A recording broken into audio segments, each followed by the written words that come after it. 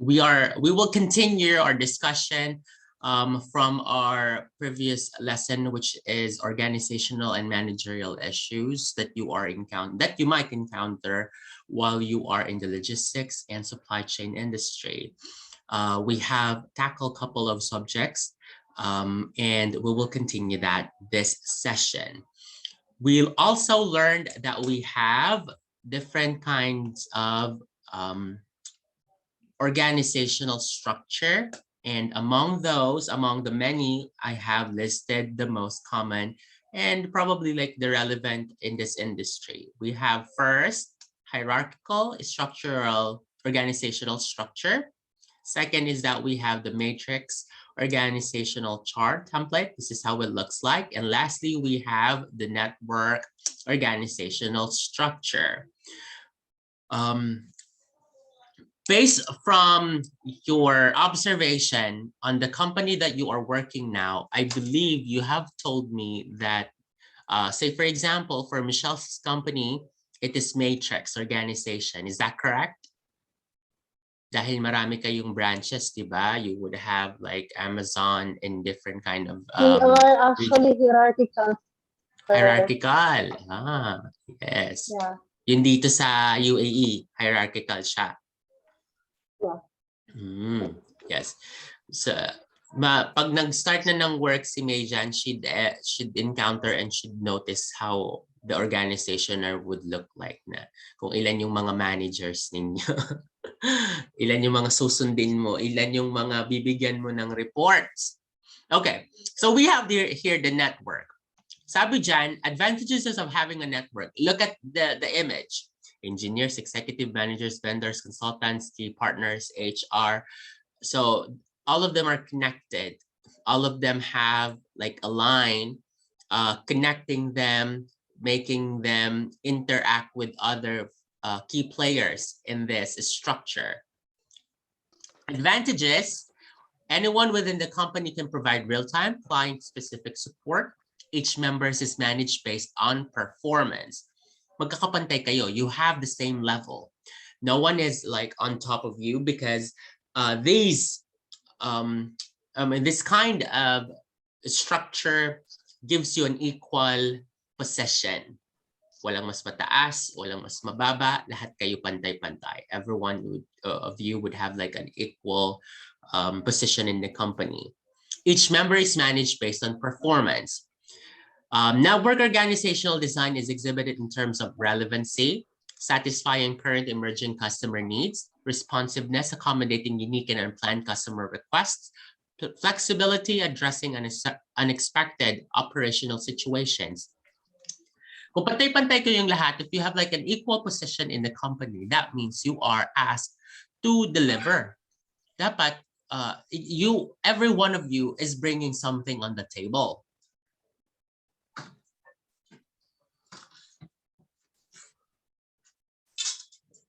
Lahat kayo, meron kayong benefits na nabibigay para sa kumpanya at para sa lahat ng employees or para sa, for the progress of the business. What are the disadvantages? Increased work stress, too many supervisors, potential loss of control out of outsourced activities, and lack of loyalty among infrequently used contractors. Excessive outsourcing of critical activities can be dangerous at the firm. Yes, para-pareho kayong boss. Diba? Para-pareho tayo ng boss. Kung wala naman palang mag-ano sa atin, di parang walang susunod. Lahat gustong masunod.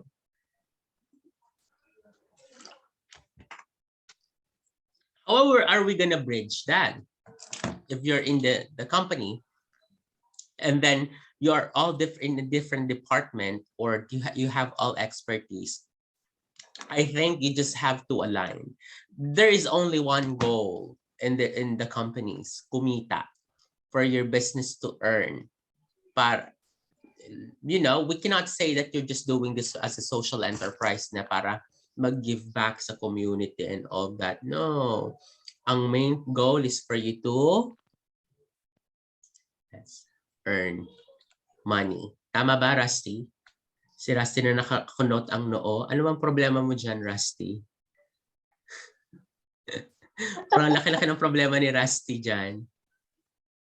How can we help you? Ayun na. Parang hinihinga na ata ng report. Kanina pang nakakunot ang noo. Alright. Next, managerial issues in logistics, productivity, quality, sustainability, other common problems. Productivity. You have to be productive. How would you define productivity? Your output on a given certain time. Kung gaano karami yung nagawa mo. Faith, ano nga ang magiging role mo sa company bago mong mapasukan? Admin team, sir. Would you do some reports? Binigay na ba sa iyo yung task and responsibilities mo? Hindi pa po, sir. Anong type of industry? Shipping po. This is really nice. Productivity. Kaya sa trabaho ni Mejan, no? Kailangan yung mga requests, if should be doing requests, matapos niya in a certain given hours. Kung magtatrabaho siya from 8 o'clock until 5 o'clock, ibig sabihin kung ano yung mga na-receive niya, sabihin ang isang request matatapos niya in 8 hours, then she is supposed to complete that for the whole 8 hours minus 1 dahil yun yung break mo para hindi ka magkaroon ng pending kinabukasan. You are deemed to be productive if you are completing the job. I think I have told you this already. Overtime, you are not supposed, kapag nag-overtime ka sa trabaho mo, that means that you are unproductive. Ibig sabihin, hindi mo nagagawa yung trabaho na dapat gagawin mo sa given hours of work. Gets? Kasi nag-OT ka eh, tapos manghihingi ka ng overtime sa company mo. Sasabihin ganyan, bakit ganun ang ginagawa mo? Sa 8 hours mo, nagsi-cellphone ka lang ba? Na-question ka ngayon. So you are supposed to be productive in the 8 hours sa isa buong oras. Now, what is productivity? Can be defined as the amount of output divided by the amount of input. Kung gaano yung na-produce ninyo doon sa given materials. Provides insight into the efficiency with which corporate sources are being utilized. So, what are the ways to improve your productivity? Reduce the amount of input while holding output constant. Paano kaya yun? Ibig sabihin, babawasan mo yung amount ng raw materials. Kung kayo nagpo-produce ng leche flan, ano yung saan tayo pwedeng makatipid doon? Ibig sabihin, kung productivity tayo, titipirin natin yung ibang part ng leche flan. Siguro, makakakuha tayo ng source ng mga nagbebenta ng itlog na nagbebenta 3 pesos initially, pero makakakuha tayo ng 250. Mas makakamura tayo. Nagigets nyo kung paano tayo yung mapuproduce natin, pareho pa rin, pero i-adjust natin yung raw materials. You're getting it? Michelle, how do you think you can apply this number 1, reduce of amount of input while holding output constant sa Amazon? Yes, I'll give you a good example. So right now, may mga specific vans. Let us say, mga small van, may large van, may extra large van. So each van, may different capacity yan siya. Yes. So, ang gagawin namin is i-increase naman yung productivity without input. So, increase naman yung input. It means mag-ask kami sa mga partners or vendors ng extra large van wherein mas marami siyang malalagay na shipments. Yes. So, meaning, less yung vehicle, pero ang productivity or the shipments inside is still the same. Walang na-decrease. Mas, yes. pa siya, I like that thinking. Increase. That's absolutely correct. Kung saan tayo yung output malaki yung output pero yung input or yung raw materials or the effort that have exerted ay mas mababa. That's a good example. Increase the amount of output while withholding input constant. So output pa rin, di ba? We always think about the end result. Kung ano yung mapuproduce natin for the company. Increase output while decreasing input. Parang pare-pareho lang siya. Kailangan mapababa yung input, pero yung output mataas. Nagigets nyo? Magtitinda tayo ng pandesal, kailangan nakakarami tayo. Kung nakakapag-produce tayo ng 1,000 pieces of pandesal, saan natin matitipid yun? Papalitin ba natin ang cut? Di bumaba yung quality. Di ba sa logistics, we always think about the quality of the product or the quality of the service that we have provided, di ba? So we don't compromise the quality with that. But we try to think of, kaya dyan nagbibidding, di ba, yung mga ingredients, nagkakaroon sila ng bidding, lagi nilang pinopromote yung mura. Kasi yun ang mas makakatipid. Nagigets nyo ba yung ganun sa mga supply chain, especially for restaurants and other like businesses here, kung saan sila makakamura. Yun lagi ang competition. The lower the cost. And then dahil yung mga businesses, they always think about profit. Worker productivity. Ngayon naman sa mga trabahador, we think about the productivity of the employees. First, we have warehousing and transportation are heavily dependent on human labor. Warehousing and transportation. Yes, wala pa namang mga bus na nagda-drive by itself or yung mga truck na nagda-drive by itself. So it would still need human intervention. So kailangan yung tao na bibigay natin doon skillful and willing to learn for sure, because we don't want to commit certain mistakes doon sa transportation and warehousing natin. What if the person that you have yung nagtatao sa warehouse ninyo ay let's say would not have that certain kind of experience? Then that could be a minus points. What we're talking about here is the productivity of the person in the logistics company. Paano kaya tayo magka-problema doon? Let me think. Someone who doesn't have the necessary trainings. Yeah, that's true. Paano kung si Michelle pala walang training, nasa warehouse siya, tapos biglang may naipit doon. Naipit na empleyado dahil hindi siya nagkaroon ng briefing about the safety precautions sa naipit yung kamay, naputol, nalagay sa box. So na-deliver sa customer. I'm just kidding. But you know what I mean? It would still need the expertise of the workers in this department, the transportation and warehouse. At saka, kailangan, anong kind of shipping company sa Majan yung papasukan mo?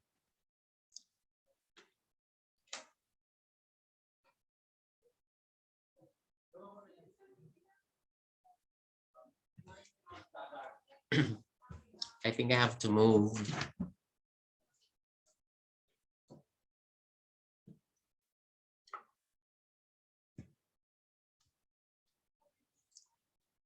Yes. Yes, Faith. What kind of shipping company are you working with? Parang transportation service po. Parang nagre-release po sila ng mga drivers. Ganun.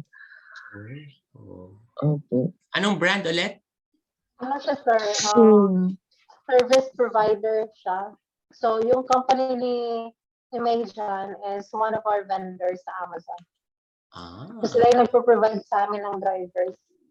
Okay. So, yan. Madaming makikilala si Majan na driver. Pag driver, ano, Michelle? Lover. ito na si Faith. Sir Rick lang yung hinahanap ko, baka pati love life. Ay, Oo.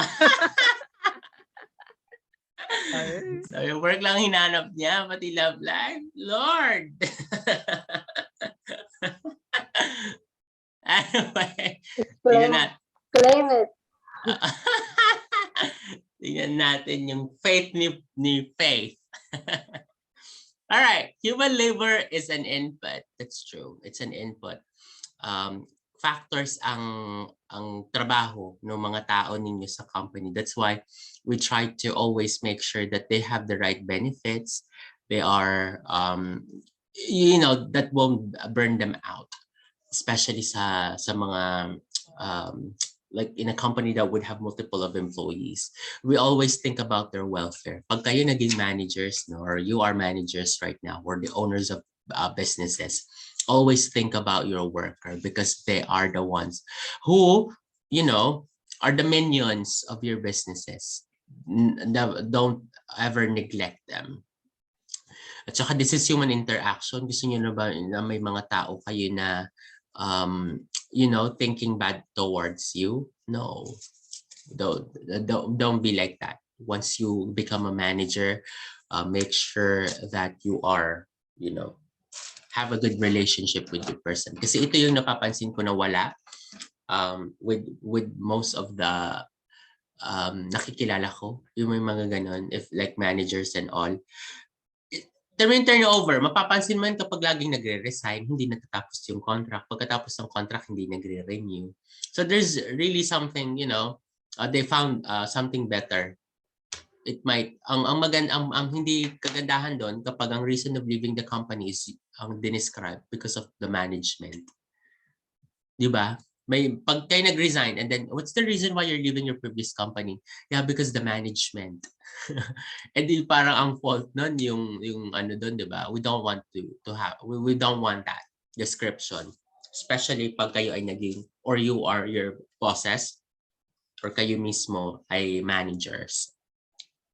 Logistics operating employees are unionized in some areas. Unionized in some ways of trainings, updates sa company. Sabihin natin dito sa Amazon, we would have a new rollout for Amazon UAE. Ano mga latest updates sa inyo dyan? Meron ba kayong mga new trainings, positions hired? Meron kayong mga ganyan dyan sa Amazon? Mga latest updates internally. Yes, sir, meron. Yeah. Meron kaming page na tinatawag, ano yung page na yun? Inside Amazon. So, lahat ng mga updates about Amazon, nandun lahat. I want to ask you, Michelle, may mga trainings kayong binuprovide dyan? Binibigyan kayo internally ng trainings? Oo, meron. Marami. Meron kaming sariling portal. So, doon nila nilalagay yung mga trainings. At may mga deadline kung kailan mo siya pwedeng tapusin. It's always for the improvement of the employees. We here at the school, meron kaming kasi may mga free courses kami. So we get to do that. So fina-facilitate siya sa amin yung aming academic nung sa yung parang principal ba. Para lahat kami may trainings. So we get certain trainings. At the same time, we get to yung may bonding, yung employees. Ang kagandahan doon, may virtual, may platform like Zoom na lahat ng campuses namin involved. Like Bahrain, Qatar. So lahat kami connected, although it's just virtually. But continuously, meron kami mga ganun. Every week nga ang ginagawa namin yun every week.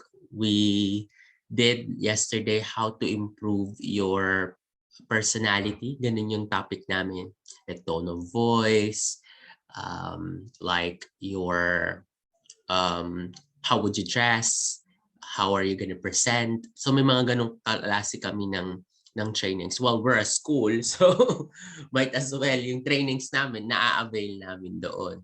it is really good that you want your employees to improve for themselves. Magagamit kasi nila yon.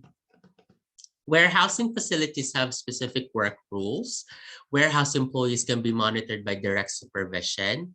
Transportation employees, truck drivers can be monitored through technology. So ngayon, si Mayjan, magtatrabaho siya sa isang, siya magde-deploy ng mga drivers. So kailangan connected si Mayjan kasi yung admin niya, siya ni admin. Baby, nasan ka na? Na-deliver mo na? Yung isa, baby yung tawag niya. Yung isa, Habibi, how you deliver? Ito pala, dami palang no? Baby. Baby pala yung tawag ni May dyan sa lahat ng drivers niya. Player ka, girl.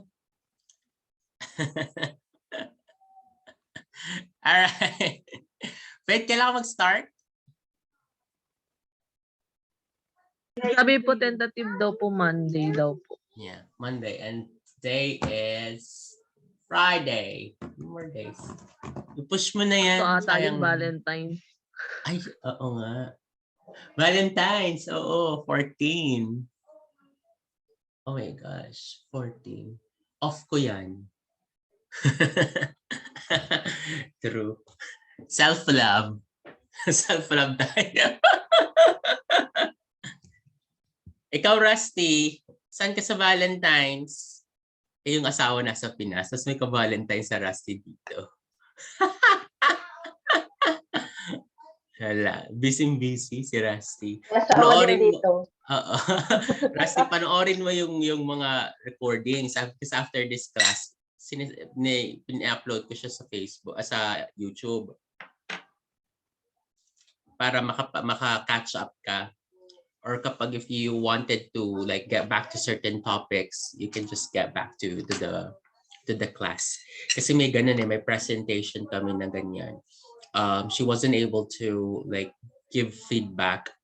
So, ang babalikan niya yung sa YouTube. Sir, pag-send naman ng link kasi lalagyan ko ng score. May mga ganun kasi. Basta it's a good reference when you have to get back. That's why we're recording now.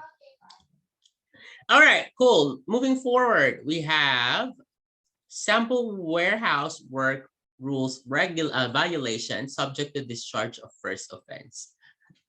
First offense. Tingnan nyo nga, it could be like relatable. Tingnan natin kasi yung kina Rusty, I think this is like a warehouse din yung sa kanila where storage room where they put the materials that are being disposed, that are received and for retrieving. Right. We need these materials. Rusty, do you have this material in the warehouse? Yeah, we do have it. We don't have it. We will order. When it's ordered, it will be delivered there. So may mga regulations pala doon. This is what we got. First, the possession of drinking or use of alcoholic beverage or narcotic drugs on company property or being a company premises at any time under influence of alcohol, drugs, or while suffering from an alcoholic hangover, which materially affects work performance. My source just give me this, diba? That's true. Parang kung intoxicated pala yung nagtatrabaho and it's a warehouse, diba? Baka doon ka pa maipit, baka doon ka pa ma-aksidente because you are intoxicated, di ba? Ikaw, Michelle, pumapasok ka bang hangover sa work? Michelle? Naghahang ba si Michelle? Nakahang ata. Ayan. Yes, Michelle. Have you ever arrived in at work hangover?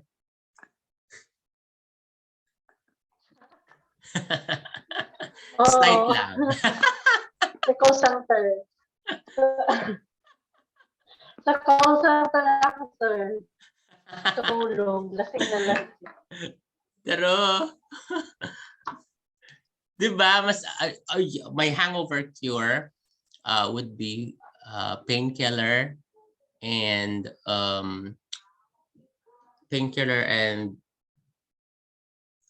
Red Bull. Tapos after an hour, okay na ako.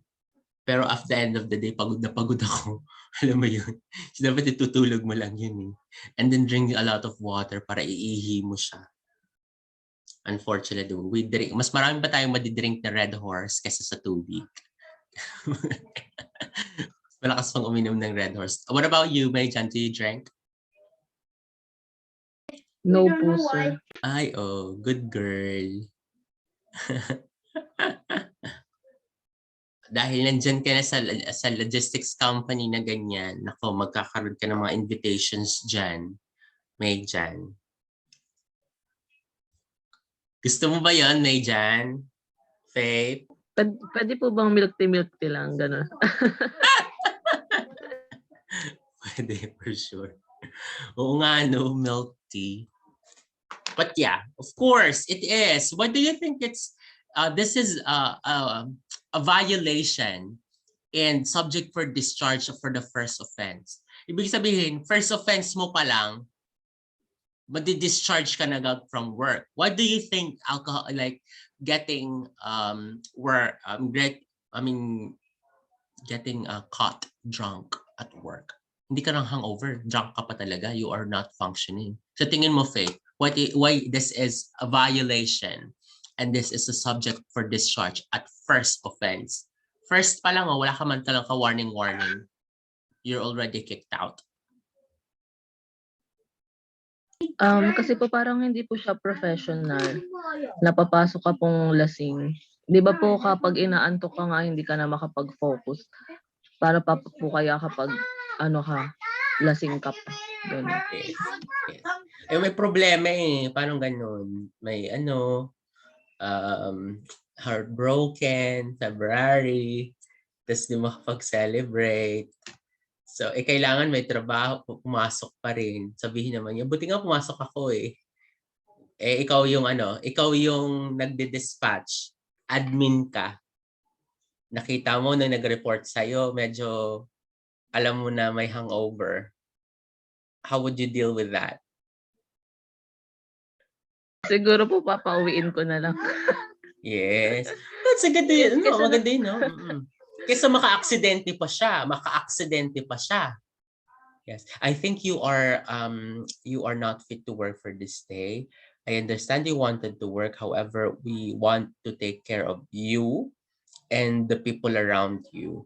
I think it would be best for you to rest for the moment. And I'll probably depende naman yan. Kung absent mo or iaano nyo. Kasi may mga ganun dito eh. No work, no pay. Kesa naman sa maka-aksidente siya. No work, no pay, no life pa. So, mamaya mas malaki yung damage. So you are being in charge. That's also your task, Faith, di ba? You're not fit to work for today. Give it a rest and then we'll get back to you. Siguro kung no work ka sa rest day mo, siguro pwede nating bawiin yun. I'll talk to the management if we can probably do that para hindi mabawasan yung sa sweldo mo. But today, you're not fit to work. If you could like talk to them in a nice way. Excited ka na ba? Tapos sabihin niya tapos pagdating niya may flowers na. Ay! Na-excite tuloy si Faith pumasok sa Monday. Ikaw ba, Michelle, niligawan ka na ba sa workplace mo? Dito sa Amazon? Hindi. Bawal. Para ilang piraso kayo dyan eh. Rusty! Hindi ka naka-headset si Rusty.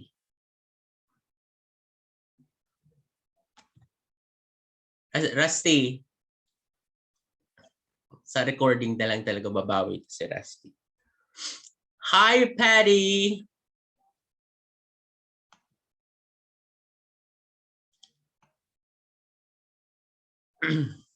Ay, si Rusty pala yun. Nasa si Paddy. Alright, cool. Theft or, The transportation of a failure or notify the company of an authorized person or company equipment or its property. Yes. Sabihin natin yung kina May dyan, ginamit na pang yung mga sasakyan. Ano ba yung mga sasakyan nila May dyan? Michelle, trucks? Mga vans. Van. Meron din silang bike. Oh, bike. Oh, ihahatid si Menja ng driver. Oh, number 2, ginamit ni May dyan pang personal use. Hatid mo naman ako dun sa Dubai Mall. First offense, pareho kayong may offense. Ginamit yung for personal use. Tanggal agad-agad sa trabaho. So, ibig sabihin, kailangan work purpose lang yun. Diba? Ito si Rusty is joining again. All right, so you get that point naman. Third, theft or misappropriation of company property or the property of any of its customers or employees. Yes. Paano kung gagamitin yung pagnanakaw mainly if you get things that are not yours. Tama, Rusty?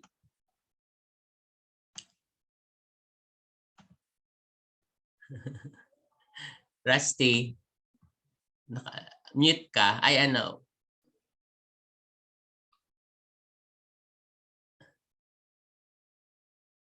Ay, wala si Rusty. Hindi tayo marinig. Okay, cool. Deliberate or malicious damage of company's equipment and warehouse facilities or the merchandise of property of its customers. That's true. Hindi sa'yo yun, ba't mo sisirain? Or why would you cause damage for the property? I mean, for anything that is in your company's property. If it's not yours, then you have to take care of it. Tapos pinang-drive pala ni May John. Pinang-date niya sa February yung isa mga nagasgasan. All right, intentional falsification of records in any form, including ringing another employee's time card or falsifying employment application. Michelle, have you ever experienced it there in your company? May mga katrabaho ka na ba na nagfa-falsify ng mga records or they're trying to use any company's property in their own gain?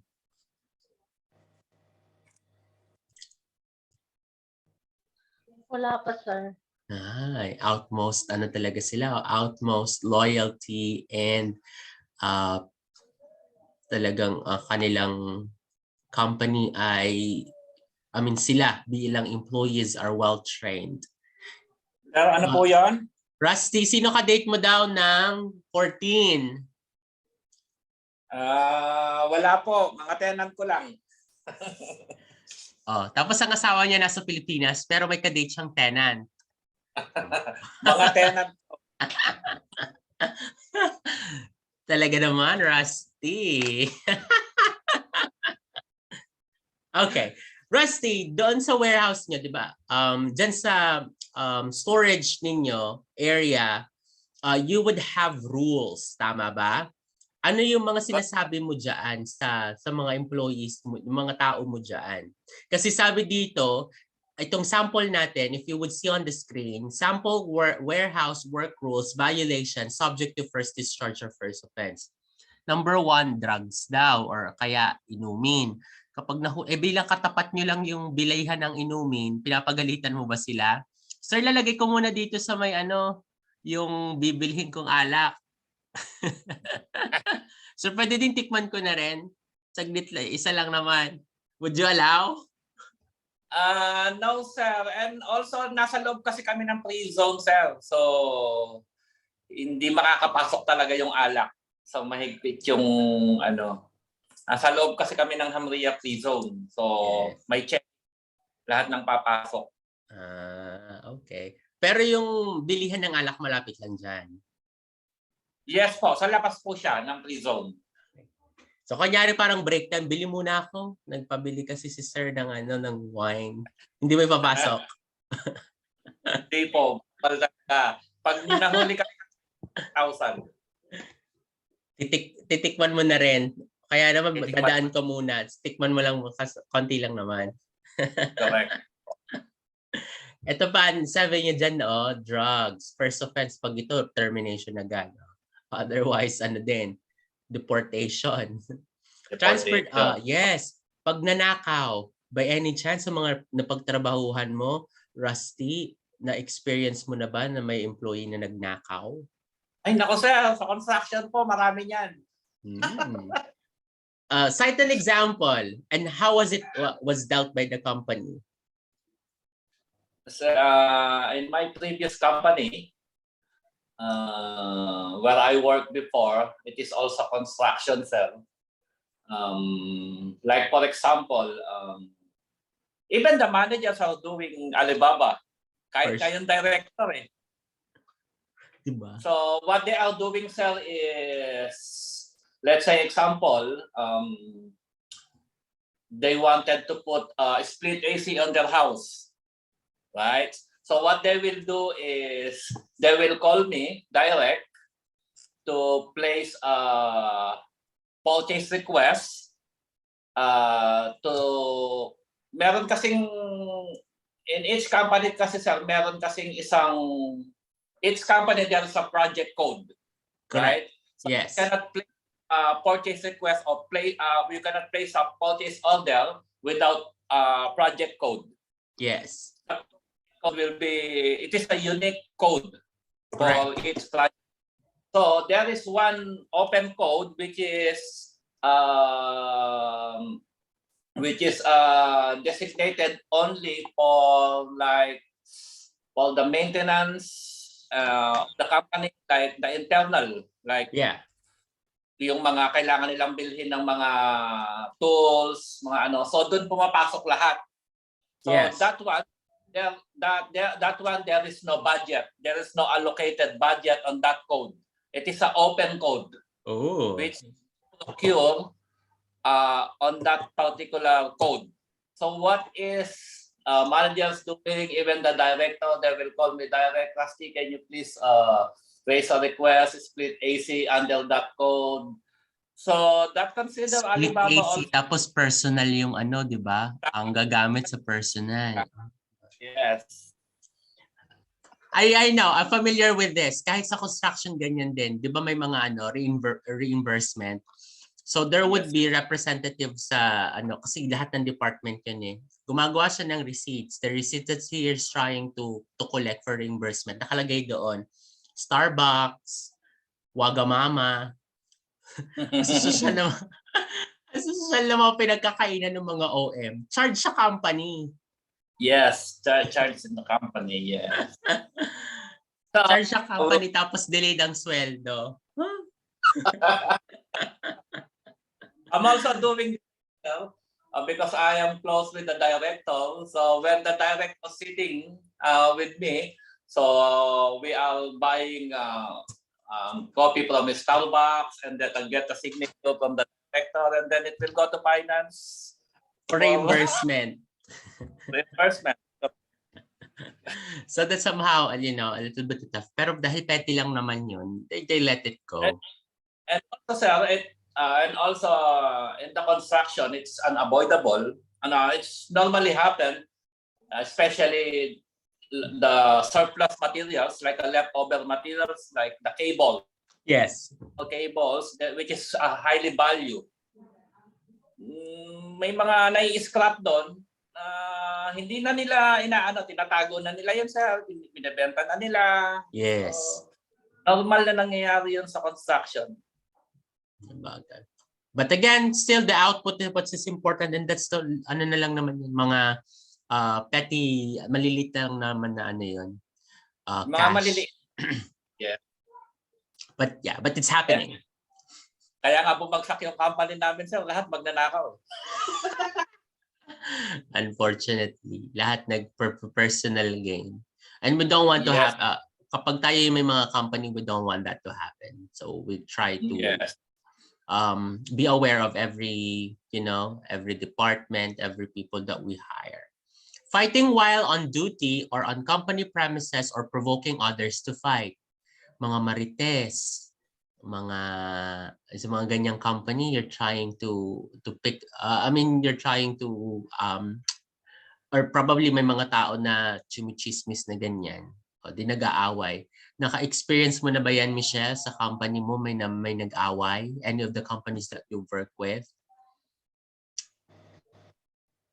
Wala pa, sir. Hindi ba kami nang-aaway? Yung mga nag-chichismisan, no? Stanley, may mga nagsuntukan na ba dyan? Sa call Rusty? center, marami. Oo. Yung mga, alam mo naman sa call center, di ba, mga ano dyan? Marami mga marites sa call center. Yes. Single Especially sa may floor. mga bago. Uy. Yung mga single sa floor. Kasal pag-uwi. Si team leader. Tinikman si newbie.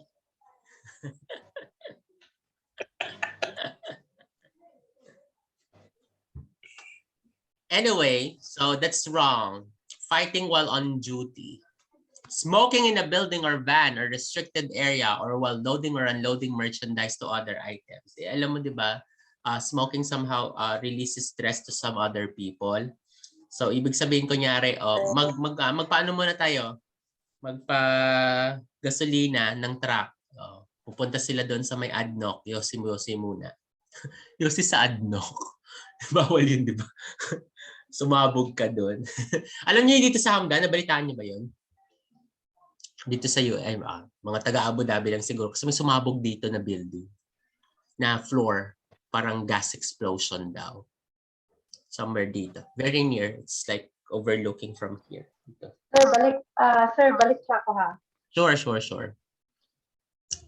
Immoral or indecent conduct which affects work performance or makes the employee unsuited for the work required. Immoral and indecent conduct. Ayan. So you know these activities that are definitely unacceptable in companies. Performance or makes employee unsuited in the work required. You know what I mean with this, diba? If you're conducting or you've done something that is unacceptable, yung nakasakit ka ng ibang tao. You don't do that. Unauthorized possession or carrying or firearms or other weapons. Well, luckily here, no one can easily buy guns and those weapons. Unfortunately, we don't have. Fortunately, I haven't heard any attacks in the workplace. Wala naman ako nababalitaan na may mga sinaksak sa habang nagtatrabaho kasi sa Pilipinas lang yun eh. Yung mga, kita nyo ba yung naghahamon na may samurai? Only in the Philippines. But here, I think we have utmost morality and fear with the law. Diba? Mga law abiders tayo dito. Insubordination, refusal to perform assigned work or obey supervisor orders, to disobey such an order. Yes. So ibig sabihin kapag inutusan ni Faith yung kanyang mga employees tapos hindi sumunod, may power si Faith doon over her admins. Saan mo isusumbong yun, Faith? Dapat alam mo yun.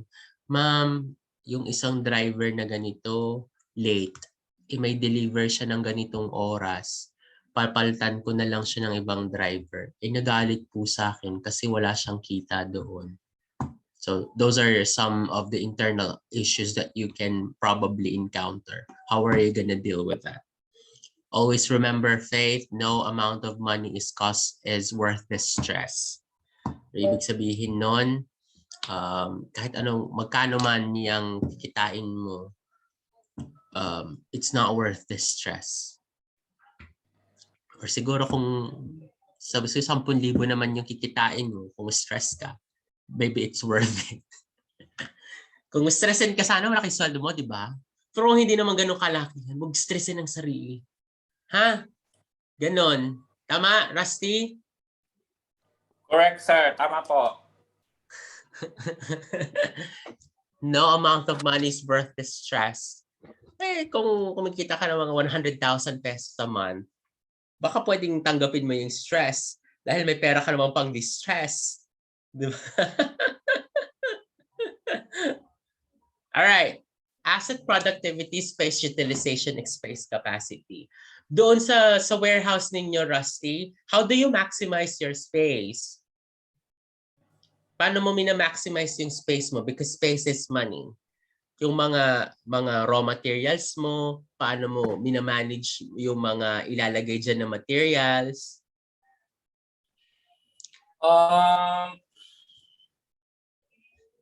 Actually, sir, yung space namin malaki naman po kasi siya. So, meron kasi kaming mga materials na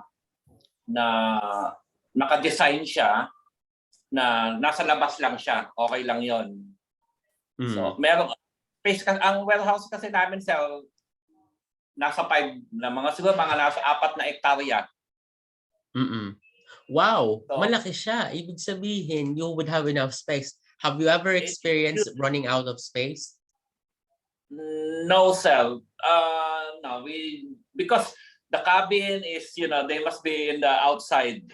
So imagine that we are doing 110 cabins. Yes. So we need a big space. A big space, yes. I agree. Yes. Absolutely. So ibig sabihin, But they have enough space.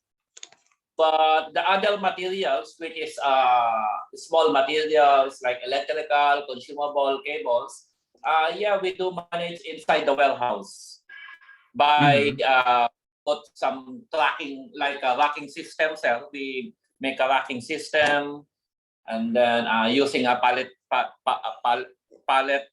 wooden pallet, something yung mga paleta. Yes. Ganun na. Meron din kaming loading and unloading bay. Tulad niyan, may mga nag-unload yan po, sir. Yes. What are these materials? Are these steel? There are, no, sir, there are raw materials like plumbing materials. Plumbing. Yung mga pipe, mga elbows. Yes. Okay. It's interesting. No, nakita na natin yun doon. So, space is money. So, ang kagandahan, they have a lot of big space. So, you never run out of space. Okay. Unused and available space can be unproductive as it may result to purchase of additional equipment or facilities which add costs or input, but may yield additional output resulting in productivity decline, improving the output from existing assets. Increase productivity and inputs remain constant but output and increase. Kanina pa nating naririnig yung input and output. Kanina pa nating naririnig yung mababang input pero dapat mataas yung output. What is your thoughts about this, Mejan, relating to productivity? Given that it's always dapat konti yung output, yung input pero mas mataas yung output. What's your thoughts about that? Given na kanina pa siyang nami-mention. Gaya po kasi ng sabi niyo, sir, di ba? Parang at the end of the day, parang yung in-earn yung important. You can already see the cloud. Sorry po, medyo maingay yung liting alaga ng mama. Ilan taon yan? 6 po, tsaka 4. Yes, those kids. Kami may mga kids kami dito din eh. Yeah. That's all right. No worries. So, kanina pa nating naririnig yun, no? Yung input and then output. Important pala yun kasi dapat kayo in your work, in logistics and supply chain, there is profit from the output that you have produced. Theft and pilferage. Okay. Quality. Read this for me. Sige, Faith. Read this for me. Laksan mo na lang yung boses mo. Talunin mo yung lakas ng boses ng mga alaga mo dyan.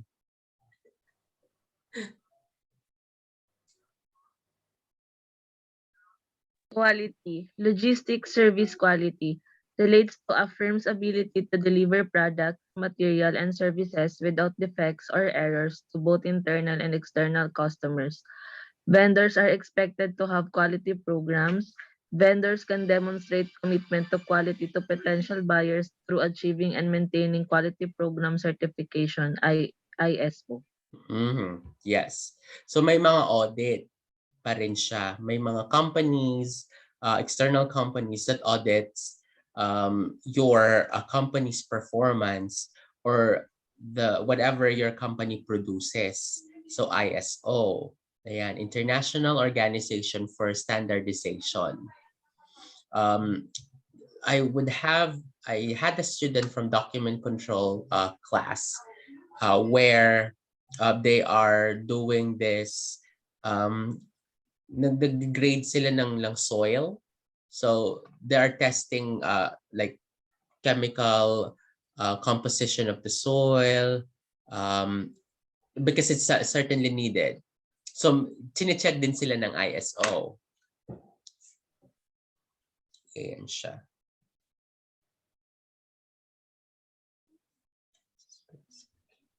I'm trying to find a certain way how to discuss this on layman's term. Okay, here. ISO 9000 is a set of international standards of quality management that have become increasingly popular to large and small companies alike. Adherence is accomplished through an application process of ISO 9000 certification in company standards for inspecting production processes, updating records, maintaining equipment, training employees, and handling customer relations. So yun yung main work of ISO. Not all companies would have ISO, but for construction, it is believed that there is an involvement for ISO. Sa inyo ba, Rusty, have you heard about the ISO? Yes, sir. Napaka-importante kasi niyan sa construction, sir, yung ISO na yun.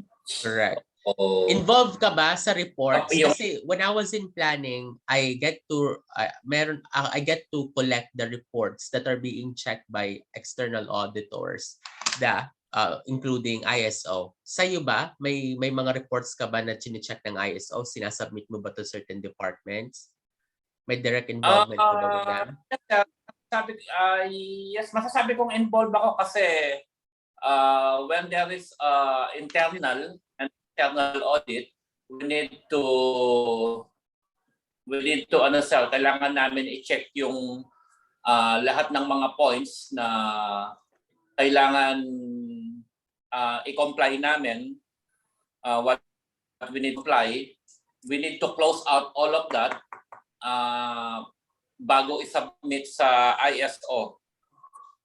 Yes. Kasi that's nga true. Diba, yun. Again, what does ISO mean?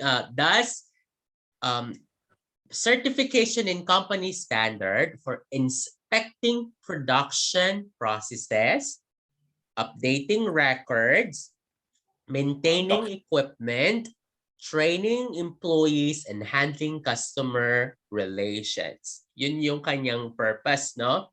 The standards specify how management operations shall be conducted.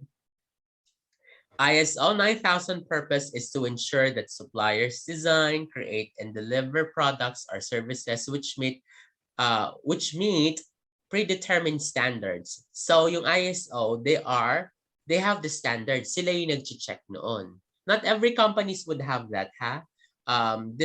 Sa construction kasi when I worked there, that's true. Napaka-importante. So, nandoon ang nag-check sila ng standard for safety. Pasok kasi dyan yung safe. Dyan pumapasok din kasi yung safety. Correct. So, kaya merong safety measurement din kasi talaga. Yes. So, that's why ISO is involved. Tulad nung last na ginamit namin yata, yung Bureau Veritas. What happened? Yun yung mga ISO na ginagamit namin, sir, tulad nung yung Bureau Veritas nga po. Correct. So, and how often are you being evaluated? Every month kasi yung sa amin before eh. 'Di ba? May nire-report kami yan monthly. Tapos bigla may yearly. Yes, sir. Internal audit every 3 months, and then the external audit once a year. Yes, yes. So, yung mga certain sa construction kasi to, Faye. But I think yung sa certain companies, kanyari yung sa sa shipping sa inyo, wala namang ganitong ISO involvement. It would not be, baka hindi mo din siya ma-encounter. But yes, so that would end that part of the discussion.